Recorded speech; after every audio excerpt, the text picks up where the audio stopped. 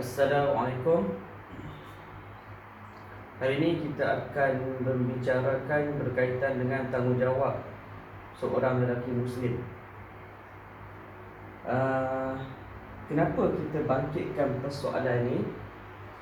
Kerana dalam saya punya pembacaan, kadang-kadang berlakunya masalah untuk saling memahami. Kenapa si suami ni dia buat macam ni? Kenapa isteri dia buat macam ni ke? Kan? Yang berkait dengan agama. Contohnya macam suami, contohnya macam ada di shopping kompleks lah. Dan suami isteri pergi ke shopping kompleks, tapi si suami dia nak sembahyang di masjid, tapi isteri dia tak faham kenapa kena pergi masjid. Dekat shopping kompleks kan ada surau, boleh sembahyang dekat surau juga kan. Kemudian lagi ada beberapa situasi-situasi yang bila tak jelas, situasi yang berkait dengan agama, menyebabkan isteri tu dia terkeliru. Sebab kenapa kita kena ingat, isteri lahir dan membesar dalam keluarga yang lain, suami lahir dan membesar dalam keluarga yang lain. Jadi dekat situ ada berlakunya perbezaan dalam latar belakang dalam mereka membesarkan. Jadi sebab tu tujuan kita nak terang ni untuk nak bagi nampak kenapa benda ni berlaku, supaya saling memahami lah, supaya tak berlakunya lagi kejahilan. Benda ni berlaku sebabnya tak tahu, sebab isteri tak tahu ataupun suami tak tahu. Sebab kadang-kadang dalam satu family ada isteri dia lebih, orang kata apa, lebih beriman lah, lebih bertakwa daripada suaminya. Dan suami tu dia kadang-kadang dia macam mempertikaikan lah, kenapa kena buat macam ni, kenapa kena buat macam ni. Ataupun isteri pula yang mempertikai, ataupun isteri tak jelas kenapa suami dia buat macam ni. Kan boleh saja sembahyang di rumah, kenapa perlu sembahyang di masjid? Contohlah kan saya cakap tadi. Lagi macam mana? Kenapa perlu keluar berdakwah? Kenapa perlu buat macam ni? Kan? Jadi situasi-situasi ni yang tak jelas ni, bila tak jelas, menyebabkan, itulah dia cakap punca ni sebab apa? Tak tahu lah, kejahilan antara satu pihak, sama ada belah suami atau sebelah isteri. Kan? Seseorang akan tak tahu, dia akan berlakunya konflik lah. Benda dia akan berlaku konflik. Sebab satu, yang kedua adalah level kepentingan tu tak sama. Level kepentingan untuk buat sesuatu amalan, sesuatu benda tu tak sama. Bagi suami benda ni lebih penting, bagi isteri benda ni pula lebih penting. Benda ni pula yang lebih perlu difokuskan. Okay. So benda ni yang menyebabkan berlakunya konflik. So tujuan kita adalah untuk mengelakkan konflik dalam rumah tangga disebabkan masalah ketidakfahaman ni. Masalah yang tidak memahami ni. Kan, pertama disebabkan jahil, kedua level kepentingan tak sama. Jadi sini saya nak terangkan tanggungjawab seorang lelaki Muslim tu ada banyak lah, kita letak di sini kan. So kalau kita tengok dalam ayat Al-Quran, okay, saya bacakan dekat sini.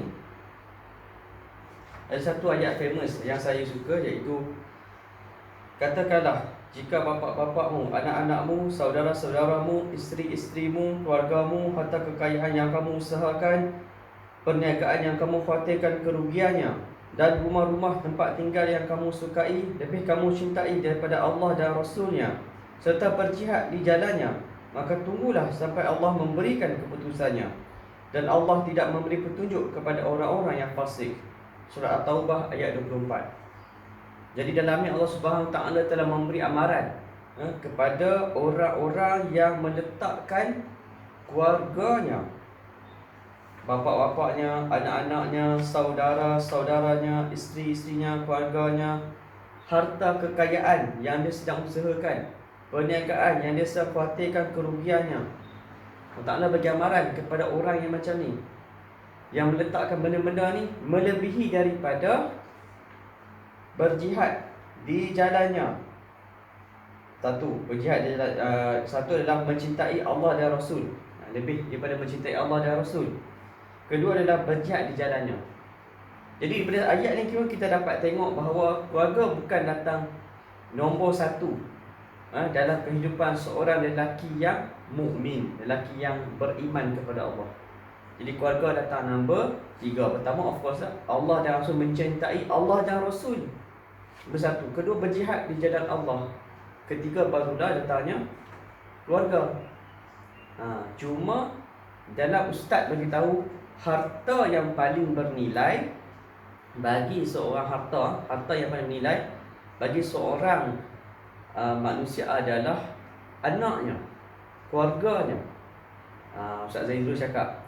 Cuma dalam ayat ini, ayat ni bila kita tafsirkan, makna kata mencintai Allah dan Rasul dan berjihad di jalan Allah tu lebih utama, lebih dicintai, yang patut seorang lelaki Muslim buat daripada yang family keluarga dia tu. Okay. Bila kita faham ayat ni, kita of course kita akan letakkan Allah, Rasul, agama di depan. Nombor satu, Allah, Rasul dan agama di depan. Bukan saya tak tulis Allah, Rasul lah, tapi kita faham lah agama tu Allah, Rasul dan agama lah. Sebab itu bila kita meletakkan di nombor satu, makna kata berdakwah itu adalah nombor satu. Berdakwah dan tabligh. Berdakwah dan tabligh itu saya akan sertakan apa maksud dakwah dan tabligh. Okay, kita tengok sini Ustaz Zahid terus bagi penerangan. Apakah dakwah? Dakwah tu bahasa Arab, dakwatun, Melayu kata ajak. Ajak benda, ajak orang buat baik. Jadi perlu kita faham, bila sebut ajak orang buat baik, dia luah. Kadang-kadang kita tak faham benda makna dakwah. Ada orang dia kata dakwah tu makna pakai serban pakai jubah pakai jibah dia kata ada orang mari tanya muak dia. Tak ada. Dia mari dua orang mari panggil rumah. Orang lagu mana orang tak kenal kau dah dia pakai mana? Pakai dakwah. Mana boleh pakai dakwah? Maknanya pakai piyah dia kata. Tu piyah bukan dakwah, bukan dakwah. Dakwah ni ajak orang buat baik. Bila ajak orang buat baik, tak ada syarat mu pakai piyah, pakai serban. Tak ada syarat maknanya mu kena pakai jubah, pakai serban putih. Tak ada syarat mu kena duduk atas meja baca kitab. Tak syarat maknanya mu kena buat apa kolam, jemaah dan sebagainya. Ajak orang buat baik. Bila ajak orang buat baik, terlalu luas. Sebab itulah kita dengar dakwah dengan lisan, dakwah dengan tulisan, dakwah dengan macam-macam. Sekarang ni lebih luas. Dakwah dengan internet. Ada orang buka blog, ada orang buat website. Yang tak ada blog, tak ada website, dakwah dalam Twitter, dalam Facebook. Apabila dia berdakwah, orang tertarik jadi suka kepada Islam, maka jadi perbuatannya itu berpahala di sisi Allah. Di sisi Allah. Di sisi Allah. Keduanya tabligh, artinya menyampaikan barang yang dititahkan Allah kepada segala makhluknya daripada amarnya dan nahinya. Lawannya mungkar, ia Nabi kepada segala makhluk.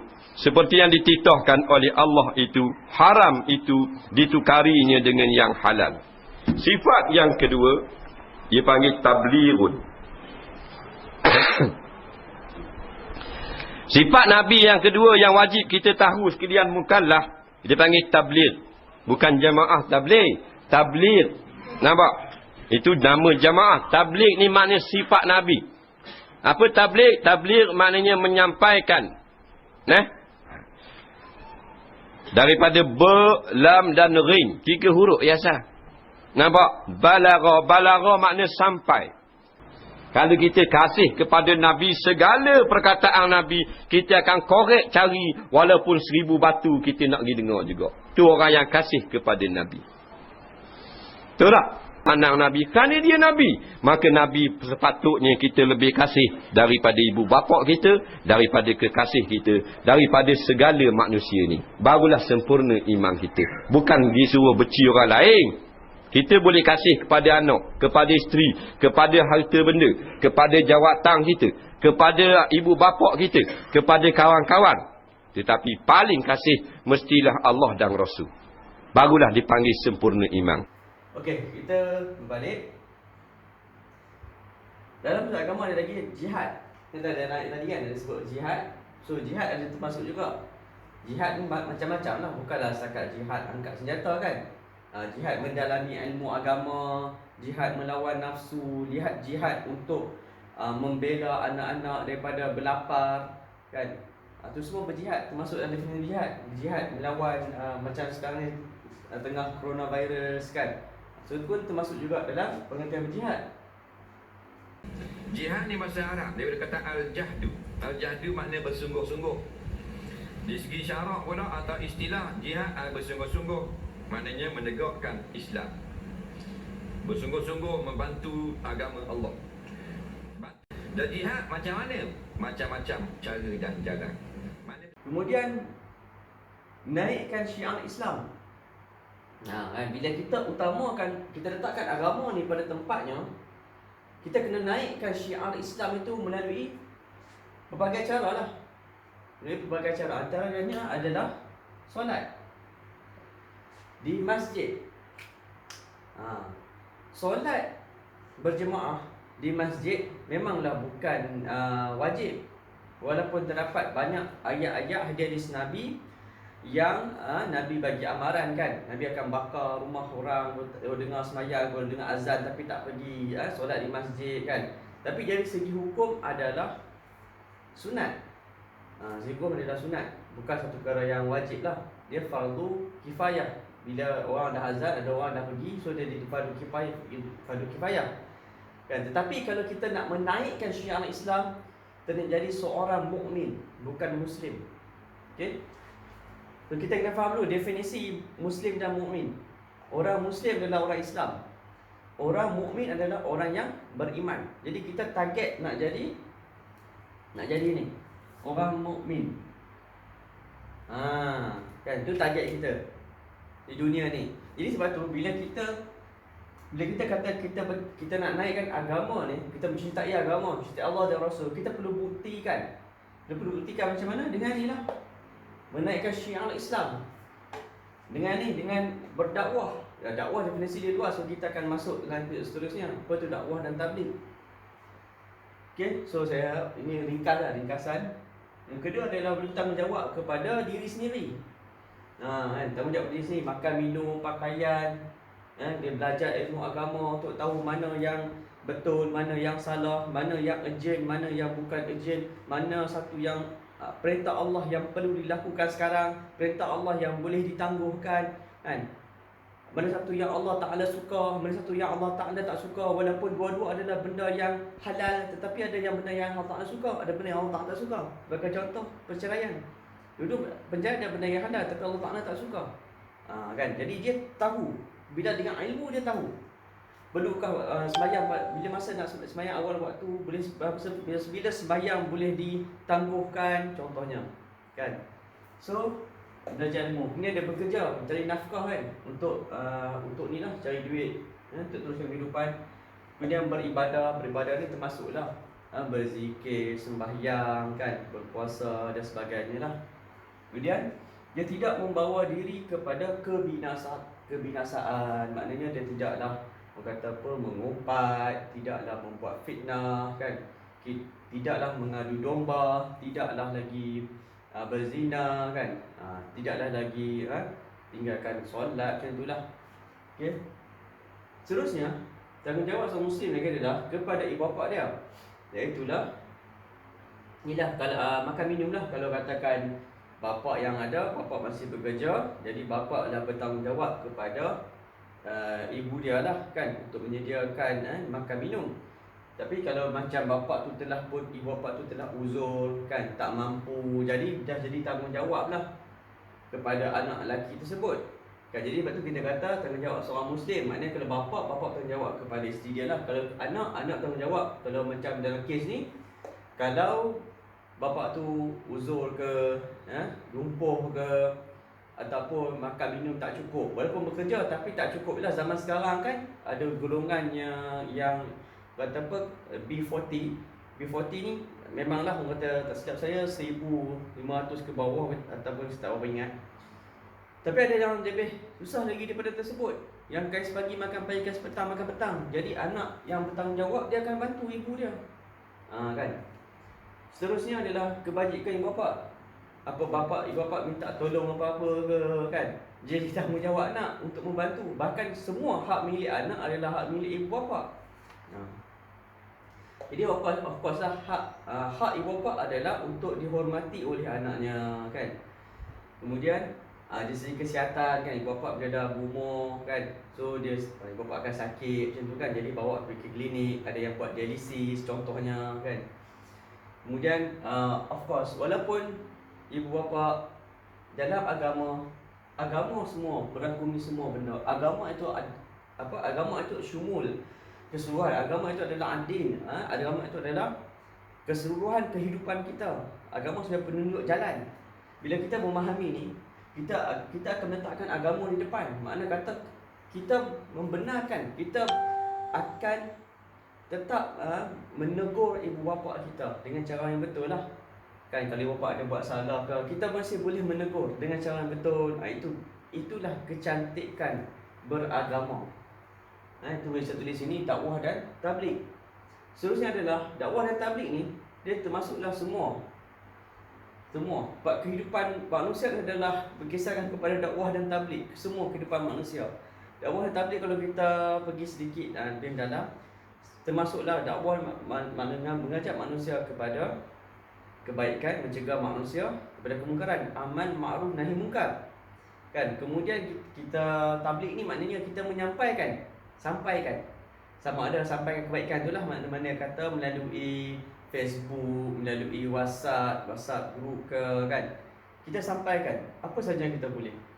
Kalau kita tak mampu buat semua, mungkin macam setengah orang yang masuk dalam gerakan dakwah, dia mampu pergi rumah ke rumah kan, dia buat ada pergerakan dakwah macam ni kan. Tapi kalau tak mampu buat apa yang termampu, tak buat semua, kita buat sikit.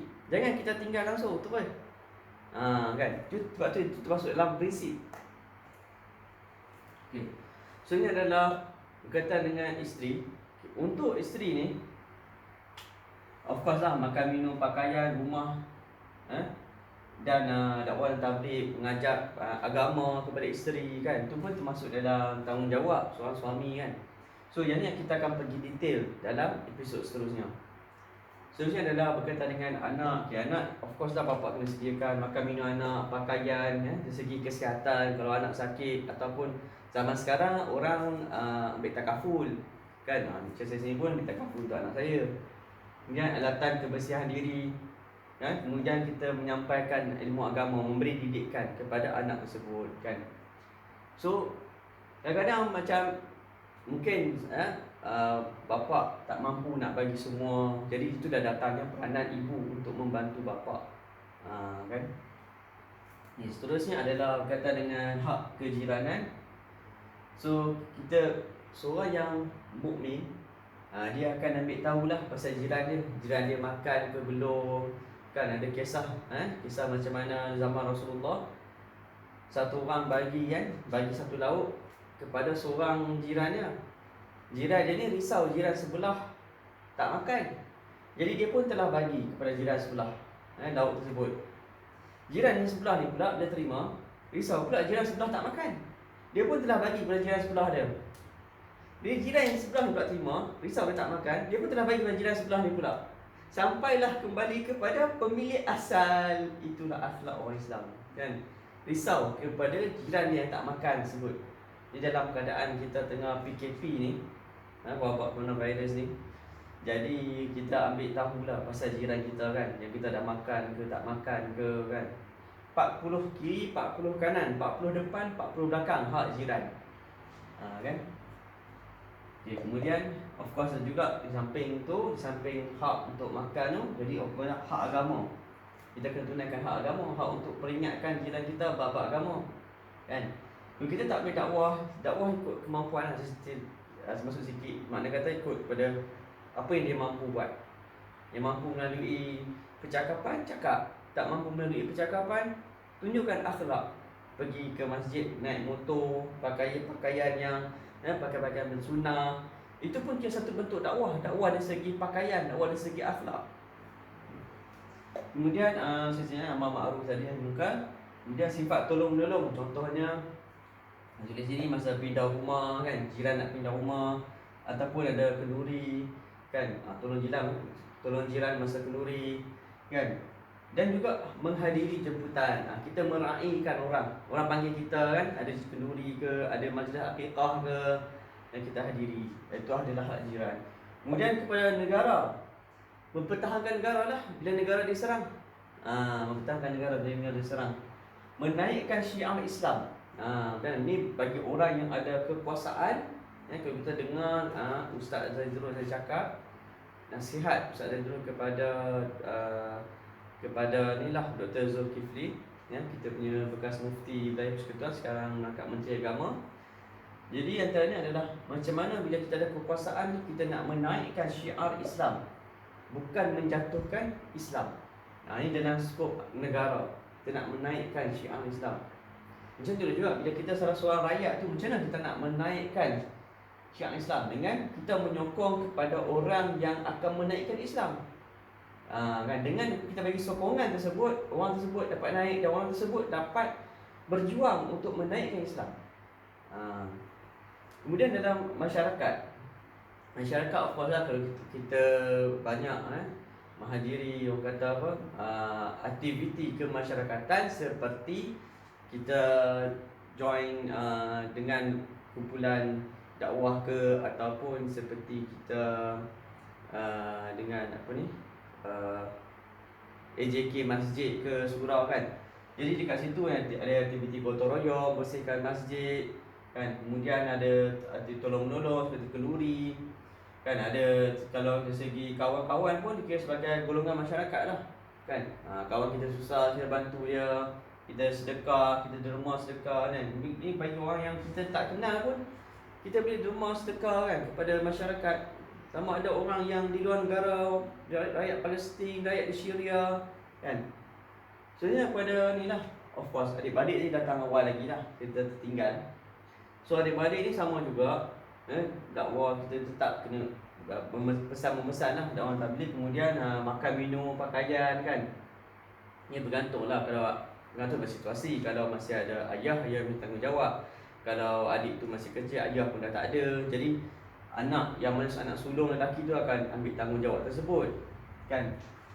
Kemudian of course lah, kalau kita ni sebagai pakcik pula ada anak saudara yang telah meninggal bapa dia jadi yatim piatu, jadi kita pula kena ambil tanggungjawab tersebut. Okay, seterusnya adalah kerja. Di tempat kerja kita pun masih ada tanggungjawab kan. Tanggungjawab kalau kita bertanggungjawab kepada klien kita, bertanggungjawab kepada syarikat, dan kita bertanggungjawab. Kalau kita bos, kita bertanggungjawab kepada staff. Dan kalau kita staff, kita pula kena bertanggungjawab kepada bos kita juga kan. Dengan inilah contohnya mendengar kata, mengikut apa yang disuruh kan. Sebab itu pun perintah agama. Staff, kalau kepada staff pula, kita sebagai pemimpin dalam syarikat, kita kena menegur syarikat, kita kena beri peringatan. Saya sebagai bos awak, pemimpin dekat syarikat ni, walaupun kita kecil saja dalam unit kita ni, tapi saya nak berpesan kepada awak semua untuk menuntut aurat dengan sempurna, jagalah solat, sebab kelak kita akan dipersoalkan di akhirat. Dan seterusnya adalah rakan sekerja lah. Bila rakan sekerja kan, kita pun boleh berpesan-pesan untuk rakan sekerja. Okey, so kalau kita tengok sini, begitu banyak tanggungjawab seorang lelaki Muslim kan. Banyak benda dia nak kena buat. Dia nak kena buat pada family dia, terutama kepada family lah, kepada family dan kepada agama. Kan, kepada agama. That's why dalam agama ni simple saja. Kalau kita faham, keutamaan dia adalah bagi contohnya solat di masjid. Kenapa perlu solat di masjid? Bila seorang isteri dia tidak memahami kenapa suaminya perlu solat di masjid kan, dia anggap benda ni tak berapa penting. Sebab tu saya tunjuk sini, level kepentingan tak sama kan. Tapi kalau faham, kita baca buku ni, menjadi golongan di bawah lindungan Arash, salah satu golongan yang akan mendapat perlindungan Arash adalah mereka yang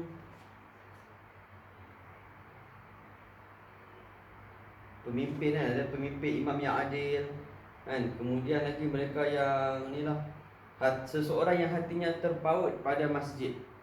Kan, seseorang yang hatinya terpaut pada masjid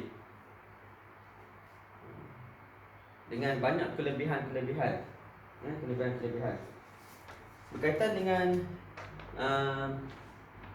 apabila kita mencintai Allah dan Rasul lebih daripada semuanya, kita akan meletakkan kepentingan Allah dan Rasul tu lebih utama lagi. Kan? Contohnya kita macam kita on the way nak balik ke kampung kan, tapi bila dah nak masuk waktu, kita utamakan akhirat. Sebab apa? Sebab atas dasar cinta kepada Allah dan Rasul. Kita ikut sunnah Nabi SAW, kita singgah kan, boleh saja. Islam tu mudah, boleh buat solat jamak, takdim kan. Tapi kalau seorang yang dia mencintai Allah Rasul, dia suka sembahyang jemaah, dan dia tak pernah tinggal tahun tu, dia nak jaga tu betul sembahyang jemaah. Dia nak jaga fadilat sebagai tanda cinta dia kepada Allah dan Rasul. Kan? Sebab tu dalam ni, seorang Muslim dia ada kewajipan kepada Nabi Muhammad SAW. Pertama, beriman kepada Allah dan Rasul. Yang kedua, taat dan mengikuti Allah dan Rasul. Yang ketiga, mencintai Rasulullah SAW melebihi segala sesuatu. Mencintai Nabi SAW melebihi segala sesuatu. Nombor 4, mengutamakannya atas segala sesuatu. Nombor 5, tidak memilih pilihan lain di hadapan pilihan dan ketentuannya.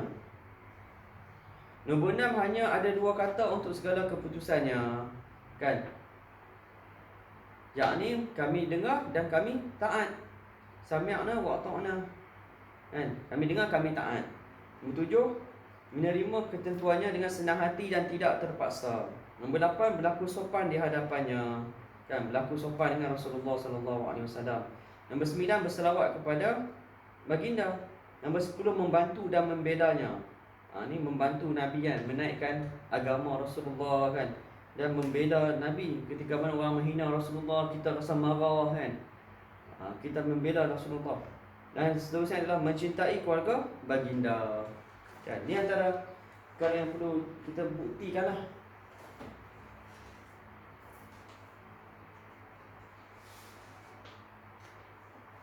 Okay, di samping itu,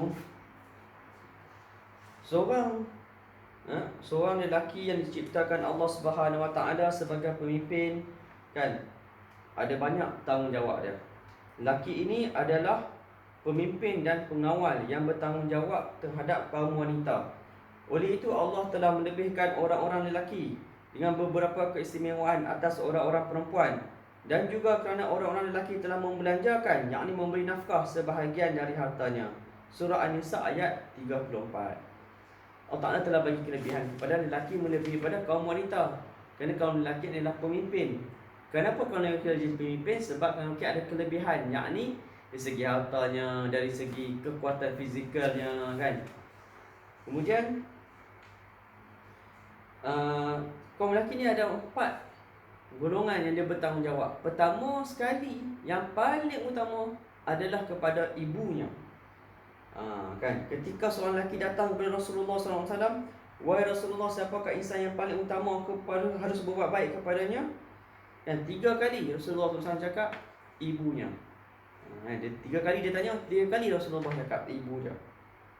Kan, dalam surah Al-Tahrim ayat 6, Allah SWT berfirman, wahai orang yang beriman, peliharalah diri kamu dan keluarga kamu daripada api neraka yang bahan bakarnya ialah manusia dan batu berhala. Neraka itu dijaga dan dikawal oleh malaikat-malaikat yang keras kasar layanannya. Mereka tidak menderhaka kepada Allah dalam segala yang diperintahkannya kepada mereka, dan mereka pula tetap melakukan segala yang diperintahkan. So, nombor 1, keutamaan bagi seorang lelaki adalah ibu dia. Begitu juga bagi seorang suami. Suami adalah, keutamaan adalah ibu dia. Nombor 2 adalah isteri dia. Kan? Isteri telah mensyaratkan lelaki sentiasa menjadi pelindung dan berbuat baik terhadap wanita. Sebagai seorang pemimpin dalam keluarga, lelaki dipertanggungjawabkan menjaga keselamatan, kebajikan dan menyediakan keperluan hidup untuk isteri dan anak mereka. Oleh itu, para suami hendaklah melaksanakan tanggungjawab dan tugas mereka dengan amanah, supaya rumah tangga mereka akan lebih mantap dan kukuh, serta dapat menghindarkan dari sebarang fitnah yang akan merosakkan kerukunan rumah tangga mereka. Nombor 2, isteri. Sekarang nombor 3, anak perempuannya. Fungsi mendidik anak sememangnya tetap pada bahu seorang bapa, manakala ibu sebagai penyokong utamanya. Kan? Jadi di sini dipesan, didiklah anak perempuan dengan sebaiknya dan fahamkan mereka dengan tanggungjawab yang mereka harus pikul sebagai wanita Islam, seperti menjaga solat, menjaga aurat dan batas-batas pergaulan seperti mana yang telah ditetapkan oleh syarak. Usah terpedaya dengan hambatan nafsu dunia yang melalaikan, sedangkan akhirat dan syurga yang abadi adalah lebih indah daripada yang di dunia yang fana ini. Nombor 4 adalah saudara perempuannya. Apabila ayah maupun suami telah meninggal dunia, maka adalah menjadi kewajipan bagi saudara-saudara lelaki yang mengawasi dan memelihara maruah saudara-saudara perempuan mereka, seperti mereka memelihara maruah anak dan isteri mereka sendiri. Jadi ada 4 golongan yang seorang lelaki bertanggungjawab, kan? Satu, ibu, isteri, anak dan saudara perempuan dia, kan? Jadi kalau kita tengok seterusnya, okey, pertama kita tengok seterusnya, kita dah faham lah, orang Muslim ada orang Islam, orang mukmin, orang beriman. Khususnya kita kena faham lelaki dan perempuan. Dosa perempuan ditanggung oleh ayahnya selagi tidak berkahwin. Lelaki pula lepas akil balik, dia dah tanggung sendiri. Walaupun dia baru 14 tahun, 13 tahun, dia dah tanggung sendiri dosa dia. Tapi perempuan tak. Selama mana dia tidak berkahwin, selama itulah di bawah tanggungjawab ayah dia. Ini bermaksud kalau ayah dia tak tegur dia buat salah, dia tak tutup aurat dengan sempurna, kan, bapa dia akan menanggung dosa tersebut. Kan, bapa dia akan menanggung dosa tersebut. Jadi saya akan tunjukkan macam mana dosa tersebut sebenarnya apa yang ustaz cakap. Untuk seorang suami ataupun ayah terlepas bertanggungjawab tersebut. Kedua, dosa perempuan selepas kahwin ditanggung oleh suaminya. Suaminya tanggung dosa isteri, anak perempuan selagi belum berkahwin. Kan? Kadang-kadang tak akhir balik, tak ada dosa lah, kan? Jadi kalau perempuan tu dia dah berkahwin, suami dia tanggung, kan? Jadi seharusnya lah seorang isteri tu, bila suami dia tanggung, dia kena dengar lah cakap suami dia, kan? Dan dia kena menolong suami dia. Kan? Tu saya nak cakap, perempuan tu dia kena bantu. Sebab lelaki ni, bila dia nak tunaikan tanggungjawab dia yang banyak macam ni, dia memerlukan bantuan seorang perempuan, bantuan orang lain untuk mencapai darjat mukmin dan takwa. Darjat mukmin dan takwa. Sebahagian orang lain juga perlulah bantuan kita. Kita sendiri juga, kita juga lelaki pun sebagai pemimpin, dia juga bertanggungjawab nak menaikkan darjat seorang wanita untuk menjadi seorang wanita yang solehah, isteri yang solehah, isteri yang mukmin. Kan? Begitu dia juga lelaki pun sama. Lelaki dan perempuan kena saling bekerja sama. Dia jadi masalah bila mana saling tuduh-menuduh, saling salah menyalahkan, saling tekan-menekan, saling mencari kesalahan, kan. Tu akan jadi masalah. Bila tak faham jadi konflik. Tapi kalau kita faham benda ni, kita faham tanggungjawab lelaki ni begitu banyak, dia kena fikir begitu banyak ni. Jadi perempuan seharusnya kena bantu dia. Kan? Sebab lelaki memang memerlukan bantuan seorang perempuan. Dan lelaki juga kena bantu perempuan dari segi bagi nafkah. Kan, kena bantu perempuan bagi nafkah, bagi kasih sayang, bagi perhatian. Jadi kena saling sama-sama. Kena saling. Baru hubungan tu teguh, kuat. Kalau masalah yang berlaku adalah bila mana tak faham benda ni. Kan? Dan prinsip-prinsip pun dia tak faham prinsip-prinsip suami, tu yang jadi masalah. Anak lelaki bertanggungjawab kepada ibunya walaupun setelah berkahwin, manakala anak perempuan hanya perlu taat kepada suaminya. 4, suami kena beri nafkah kepada isteri, kan? Wajib lah. Tapi isteri sunat bantu suami. Tak buat tak dapat dosa, buat dapat pahala, kan? Jadi bukan kewajipan isteri untuk bagi nafkah, tapi isteri yang solehah, dia akan bantu suami dia. Dia akan mudahkan. Saya cakap tadi ya. Isteri bantu suami, mudahkan. Jadi suami tak jelas, sebenarnya tak faham. Saya dah pernah cakap sebelum ni berkaitan dengan macam mana nak menyatakan ketidakpuasan hati, nak berbincang. Okey, seterusnya adalah berkaitan dengan prinsip. Kadang-kadang kita kena faham prinsip prinsip ni lah, prinsip hidup lah, mengatakan prinsip hidup. Kalau kita tak boleh buat semua, kita jangan tinggal semua. Contohnya macam kita tak boleh nak keluar dakwah, tapi kita jangan tinggal terus dakwah tersebut. Kan? Mungkin ada orang yang keluar 3 hari, 40 hari. Mungkin dia tak boleh nak keluar 3 hari, tapi dia boleh keluar sehari. Jadi dia keluar sehari untuk buat dakwah, untuk muhasabah diri, bertahajud, berdoa, kan, belajar agama. Kalau dia tak boleh pergi masjid setiap hari, kan, mungkin seminggu dia cuba usaha sehari sekali. Sekali sehari lah, sekali sehari kat masjid. Contoh waktu Isyak atau Maghrib. Kan, ni yang nasihat ustaz. Jadi kalau tak boleh buat semua, jangan tinggal semua. Kan? Kalau tak boleh belajar agama, kena belajar agama lah. Dah jadi kewajipan kan, fardu ain kena belajar agama. Jadi kalau tak boleh lama, kena belajarlah sedikit, walaupun setengah jam, sejam, kena belajar. Istiqamah dalam perkara kecil lebih disukai oleh Allah daripada buat perkara besar tapi tak istiqamah. Perkara kecil saja, sedekah kan, setiap hari sedekah kan, tapi istiqamah. Daripada bagi sekali harum RM100, lepas tu tak buat dah, tunggu bulan depan pula. Kan, itu berbeza. Jadi kemudian tujuan akhirat melebihi tujuan dunia. Tujuan akhirat melebihi tujuan dunia. So dalam perkara ni, contohnya saya nak ambil sini lah. Saya nak terangkan sedikit berkaitan dengan dekat akhirat pada masyarakat ada 3 mahkamah. Pertama, mahkamah nombor 1 adalah mahkamah untuk orang kafir. Di sini dihitung segala kesalahan dan dibincangkan jenis-jenis azab untuk orang kafir. Mahkamah kedua pula adalah untuk orang Islam yang berdosa dengan makhluk. Siapa yang menyakiti hati orang lain semasa hidup, siapa yang memfitnah orang lain, membuat tuduhan palsu, kan, semuanya akan diadili. Bahkan sebesar zarah pun Allah Ta'ala akan balas. Mahkamah ketiga adalah orang yang berdosa dengan Allah Subhanahu Wa Ta'ala sahaja. Kan? Di sinilah orang yang kaya dermawan, pembaca Al-Quran, ahli jihad, mereka yang tak ikhlas, mereka yang nak didengar dermawan, qari. Di sinilah juga ya. Bagaimana pakaian kita juga akan dihisap. Ni tidak akan berganjak manusia daripada mahsyar melainkan setelah disoal 4 perkara tentang dirinya. Umur, satu umur, bagaimana dihabiskannya. Kedua, ilmu, apa yang dia amalkan. Ketiga, harta, dari mana dia perolehi dan ke mana dibelanjakannya. Keempat, jasad atau tubuh badan, bagaimana ia pergunakan tubuh badannya. Di antara yang akan disoalkan ialah harta. Kan? Jadi ada ustaz yang menegur kan, ramai orang perempuan ada banyak pakaian kan, tetapi pakai setahun sekali saja kan. Lain tak pakai. Itu adalah satu bentuk pembaziran. Benda ni akan disoal di akhirat kelak. Sebab tu kita kena, apa yang harta yang kita ada, kita kena guna. Ataupun ada benda yang mungkin kita akan guna certain waktu period kan, certain waktu period, setahun sekali